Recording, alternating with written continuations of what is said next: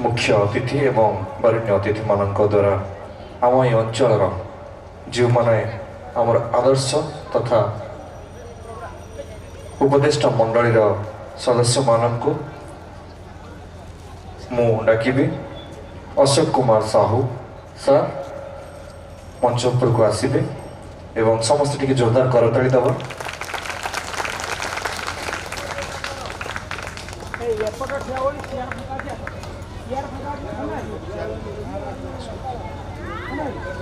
आमर ये बीणापाणी युव परिषद अचक महाजन साहिर जड़े वरिष्ठ उपदेष्टा तांकर उपदेश रु आज आमर समस्त कार्यकर्ता माने एते सुंदर कार्यक्रम आयोजन करि पारछन्ती। समस्त टिके जोरदार करताली देबा। वर्तमान मु अनुरोध करी आदिकांत साहू सार को से मंच उपर को आसवा हे बोले अत्युक्ति हेब ना।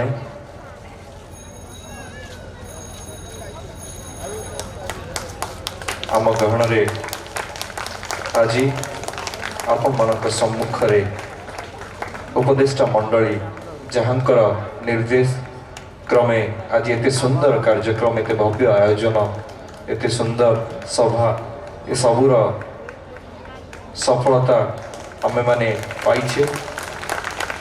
से सार मानक पूज्य गुरु को आमे आज आमर मुख्य अतिथि सम्माननीय जिलापाल महोदय एवं मुख्य वक्ता पवित्र पाणिग्राही सार को करकमल संबर्धित करुचे।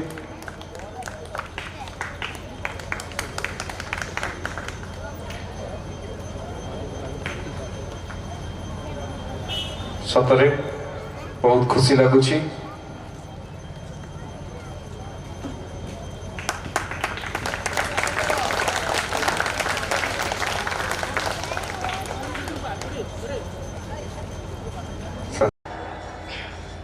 अचक पंचायत यही छोटिया साहिटे सुवर्ण जयंती भली एक विराट कार्यक्रम आयोजन करी सफलता हेब विश्वास नहेले भी पूर्ण सफलता मिली।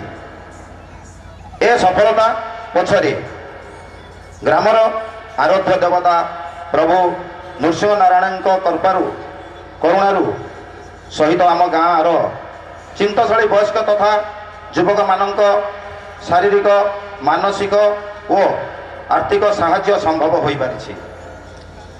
विशेषकर आम हाईस्कूल अवसर प्राप्त मोर पूज्य शिक्षक माने एवं गाँव पुओ समाजसेवी शुभश्री पूर्णचंद्र नायक सरोज कुमार नायक सजन भई सौम्यरंजन भई सरोज मनोरंजन भई सर्वोपरि स्वर्गत बाबुली भाई सूचक संतान श्रीमान सूर्यनारायण भई ओरफ कान्ना को प्रत्येक तत्वावधान और गठन पूर्वक मूलक परामर्श क्रमे कार्यक्रम पूर्णच्छेद पढ़ा जाऊँगी।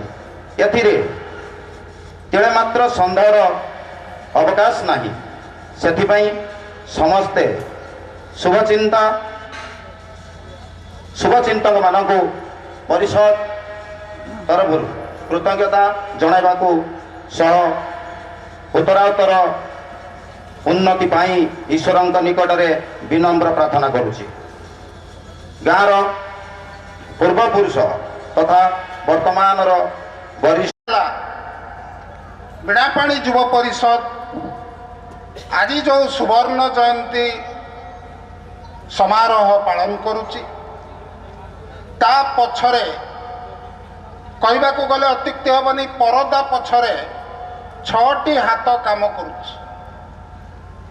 अर्थात 3 जण व्यक्तिंकर आकुंठ साहाय्य सहयोग फल आमे स्वल्प समय मध्य ए प्रकार एक कार्यक्रम आयोजन करिपारिचु। सेमानंकु मंच उपरकू निमंत्रण करी सेमाने आसी जिलापाल महोदय पाखरु संबर्धित हेबे। सर्वप्रथमे जो 3 जण व्यक्ति प्रच्छन्न हाथ ए अनुष्ठान को सफल करिवारे अछि सर्वप्रथमे मु कहबी ଶ୍ରୀଯୁକ୍ତ ଦୀନବନ୍ଧୁ ସାହୁ, ଯାହାଙ୍କର ଅତି ମୂଲ୍ୟବାନ ଜମିକୁ ସାମାନ୍ୟ ଅନୁରୋଧରେ ସେ ବିନା ପ୍ରତିବାଦରେ ବିନା ଆପତ୍ତିରେ ଏକ ଯେଉଁ ଗୋଷ୍ଠୀ କେନ୍ଦ୍ର ନିର୍ମାଣ କରିବା ପାଇଁ ସେ ଦାନ କରିଦେଇଥିଲେ।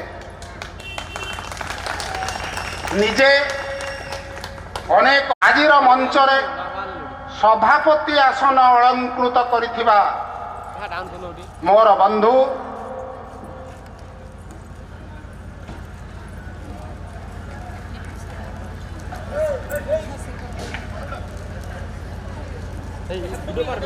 ଅବସରପ୍ରାପ୍ତ ସଂସ୍କୃତ ଶିକ୍ଷକ ଶ୍ରୀଯୁକ୍ତ ଅମରନାଥ ଶତପଥୀ ମହୋଦୟ, ଯାହାଙ୍କର ଦିଗ୍ଦର୍ଶନ ଏବଂ ସୁଚିନ୍ତିତ ପରାମର୍ଶ ଯୋଗୁଁ ବୀଣାପାଣି ଯୁବ ପରିଷଦର ସୁବର୍ଣ୍ଣ ଜୟନ୍ତୀ ଉତ୍ସବ ଆଜି ସଫଳ ହେବାକୁ ଯାଉଛି। ସର୍ବଶେଷରେ ତୃତୀୟ ବ୍ୟକ୍ତି